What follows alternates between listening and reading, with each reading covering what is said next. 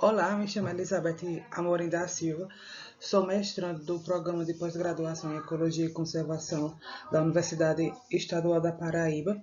Venho apresentar o trabalho intitulado Influência da precipitação na composição da comunidade fitoplânctônica em reservatórios do semiárido brasileiro, que tem como como coautoria a doutoranda Camila Bezerra Amaral e as mestrandas Daila Kelly Gomes Rocha e Emanuele da Silva Oliveira, orientados por a doutora professora Juliana dos Santos Severiano.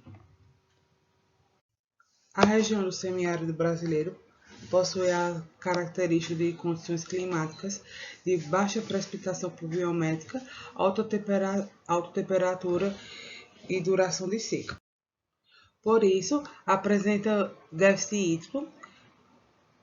Por consequência, a hidrografia ela acaba sendo frágil, dificultando na manutenção dos rios perenes. Essas dificuldades podem acabar interferindo na manutenção da composição das comunidades locais, principalmente em espécies mais sensíveis, como é o caso das espécies de fitoplâncton. Por esse motivo, essas espécies elas são muito utilizadas como bioindicadores de condições ambientais e limnológicas. Além disso, é um grupo fundamental na cadeia trófica desses ambientes por estar associados com a produtividade primária. O estado da Paraíba, apesar de ele estar inserido dentro do semiárido, ele é dividido em microrregiões que tem como base as particularidades de eventos de precipitação, que são elas o litoral, o brejo, agreste, cariri, sertão e alto sertão. Sendo assim, devido a toda essa sensibilidade do fitoplâncton e as particularidades quanto à precipitação dessas regiões, o nosso objetivo foi avaliar a riqueza de espécies do fitoplâncton distribuídas em reservatórios de diferentes microrregiões do estado. Para isso, foram feitas essa coleta ela foi feita no ano de 2020, em fevereiro, em 28 reservatórios. As regiões escolhidas para esse trabalho foi o litoral, o brejo, o cariri e o sertão, sendo 7 amostras por cada região. A região brejo e o litoral, elas têm a característica de terem climas mais úmidos, enquanto que o sertão e o cariri possuem climas mais secos.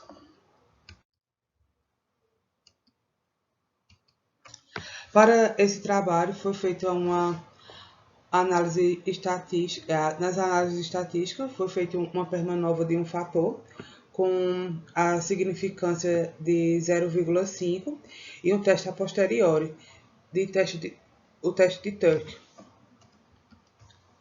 que foram usados os seguintes pacotes do R.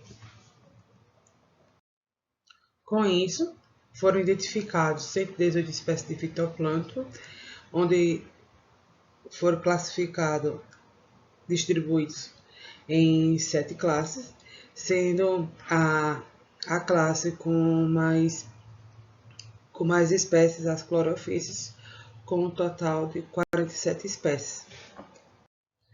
Dessas 118 espécies de fitoplâncton identificadas, foi visto que 36% elas se encontravam no sertão, enquanto 33% no cariri, 19,3% no brejo e no litoral 11,7%.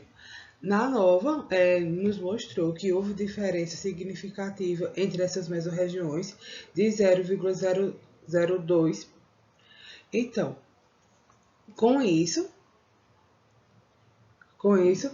aqui na nova, podemos ver que tanto o Sertão quanto o Cariri, eles apresentam semelhança significativa entre essas duas regiões, enquanto o litoral apresenta diferença significativa entre essas mesmas regiões, enquanto que o Brejo mostrou semelhança significativa entre as demais regiões. Então, em reservatórios, na literatura, encontramos que em períodos de seca, dentro desses reservatórios, há um alto nível de evaporação. Com isso também aumenta a concentração de nutrientes. Assim, as comunidades locais acabam desenvolvendo características próprias e assim deixando esses ambientes mais heterogêneos. Como o caso do sertão, a região sertão e a região Cariri, elas têm essa característica de precipitação mais baixas.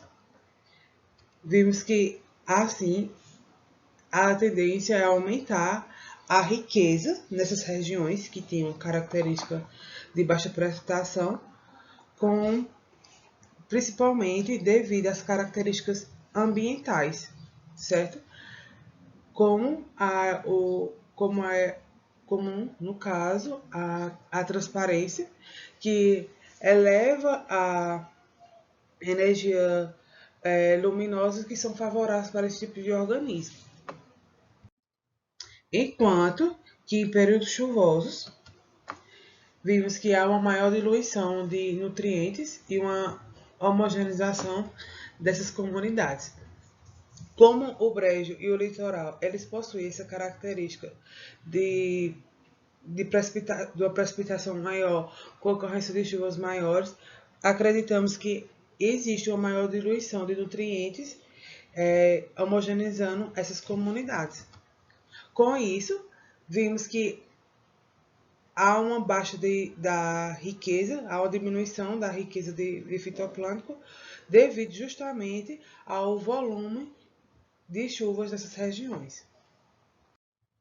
Aqui estão disponíveis algumas das referências que utilizamos para a construção desse trabalho. Então, quero aqui agradecer ao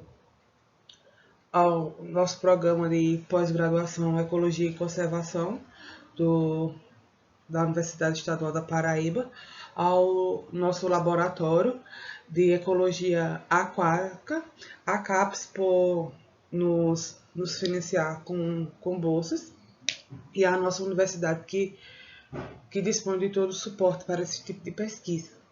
Obrigada.